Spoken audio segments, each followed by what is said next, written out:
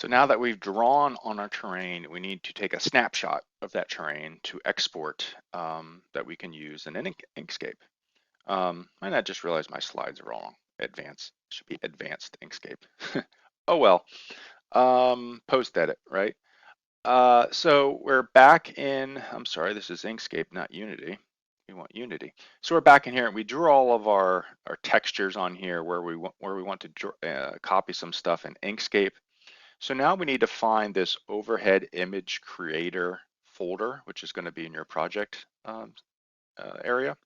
And inside there's a prefab or an asset here called overhead image creator. And we're just going to click on it and we're going to drag it into our scene and drop it. And when we do that, we get this thing put into our hierarchy called overhead image creator.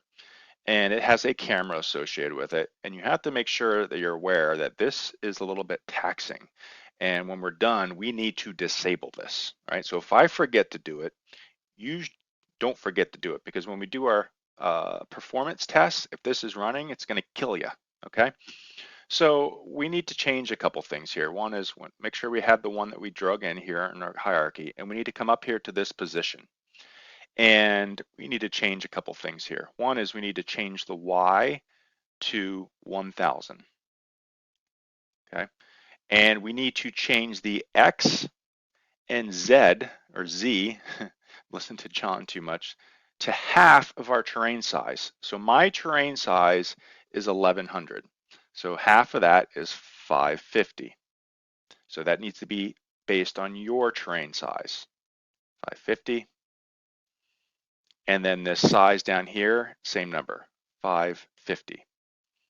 And you can see when I do that, my camera preview looks much better. I've got my whole terrain just centered in here. Now, if I come back into here and I go to this overhead image that was created in my overhead image creator folder, you'll see that I have a snapshot of what I created. So you can see my lines in here. And if I come up here to my terrain, save render texture to file, it will save that file and export it in a format that I can use. And you can see where it saved it to: assets, overhead image creator, overhead image creator.png, and it'll show up in here in a second as soon as this refreshes. I don't see it showing up in Unity. However, if I go to my overhead image creator inside of Windows Explorer, I can see that I did create this overhead render texture file. And if I open that up, you'll see that it is exactly what we've done. So that's the end for this video. Next thing is we're going to pull this into Inkscape and see what it looks like. See, you guys forgot to remind me.